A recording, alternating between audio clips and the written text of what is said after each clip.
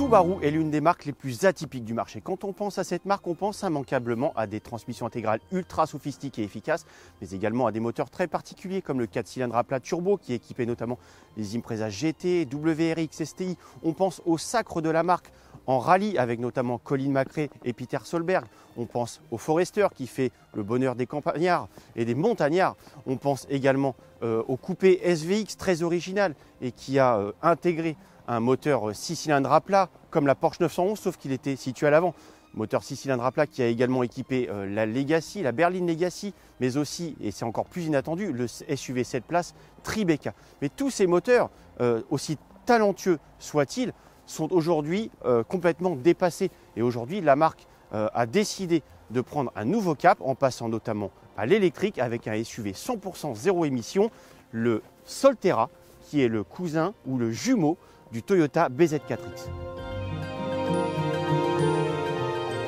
Hérésie pour certains, trajectoire inévitable pour d'autres, ce nouveau SUV de 4,69 m de long pour 1,86 m de large affiche un gabarit comparable au Forester, avec toutefois un profil coupé dans l'air du temps. Par rapport au Toyota BZ4X, le Solterra marque sa différence à l'avant avec une calandre au contour noir hexagonal et une signature lumineuse en forme de C, tandis que des antibrouillards ronds prennent place en bas du bouclier. À l'arrière, les différences sont encore plus minces, mais on notera également une signature lumineuse différente et notamment la disparition de la ligne reliant les feux. Quoi qu'il en soit, que vous optiez pour le Toyota ou le Subaru, ce tandem concurrence notamment les Hyundai Ioniq 5, Kia EV6, Skoda Enyaq iV, Tesla Model Y et Volkswagen ID4 entre autres. À l'arrière, le Solterra réserve une bonne surprise en termes d'espace. On a beaucoup de place au niveau des genoux et par ailleurs, la garde au toit est très suffisante. On est plutôt bien installé. La banquette est moelleuse et en plus, on a une bonne visibilité avec de bonnes surfaces vitrées. On trouve un peu mesquin en revanche de disposer que d'un maigre plafonnier là sur le ciel de toit. Des petites liseuses indépendantes pour chacun des passagers, ce serait quand même plus sympa. Le volume de chargement, en revanche, apparaît un peu juste au regard du gabarit avec 452 décimètres cubes annoncés et hélas, aucun coffre avant n'est prévu pour améliorer les choses. Ceci dit, un bac profond permet d'isoler les câbles des bagages. À l'intérieur du Solterra, on retrouve la même planche de bord que dans le Toyota BZ4X, à la différence près qu'on a des palettes pour régler la récupération d'énergie au freinage. On a une ambiance plutôt aérienne et épurée, le mobilier est plutôt design, assez joliment présenté. On a un élégant tissu gris tout à fait dans l'air du temps sur la planche de bord. On a cette grande console centrale suspendue, aérienne, plutôt joliment dessinée également. En termes d'ergonomie, c'est assez intuitif. Le grand système multimédia se contrôle assez facilement grâce à tous les raccourcis là sur le côté. On a une console de clim séparée, ça c'est toujours très agréable. L'instrumentation numérique est assez facile à consulter.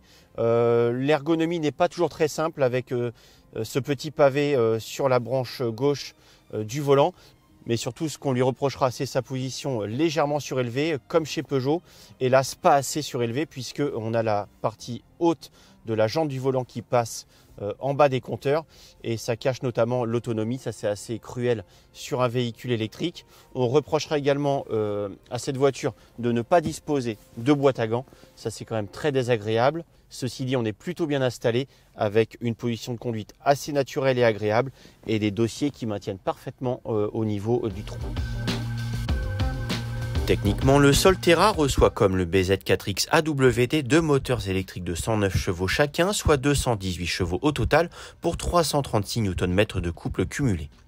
De quoi assurer des performances élevées mais sans excès, avec notamment un 80 à 120 km/h exécuté en seulement 6 secondes selon nos mesures, comme un bon gros diesel à boîte auto. Et pour ne rien gâter, la motricité est excellente sur le mouillé. Reste à savoir si le Solterra est aussi à l'aise sur la neige de ce vivifiant mois de janvier.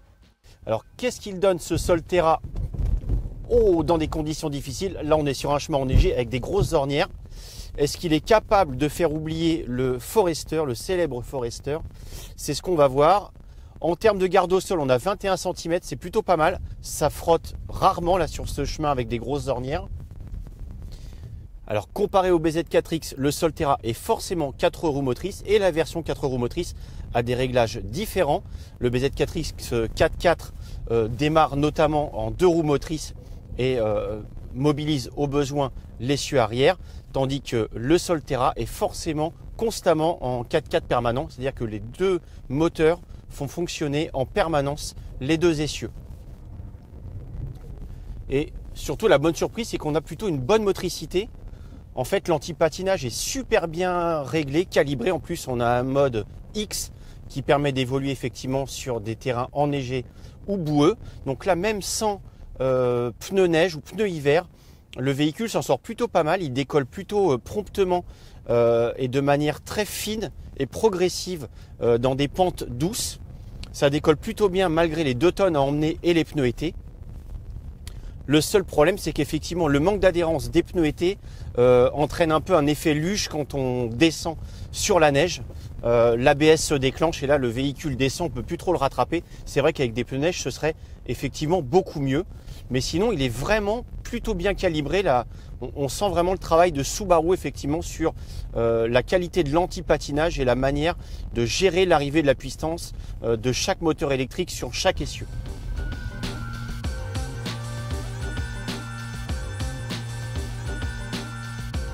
De retour sur la terre vraiment ferme, le Solterra fait preuve d'un comportement serein et dynamique avec une belle réactivité en entrée de virage grâce notamment à une direction directe et des prises de roulis contenues qui se payent toutefois par un amortissement un peu sec et trépidant quoique jamais insupportable.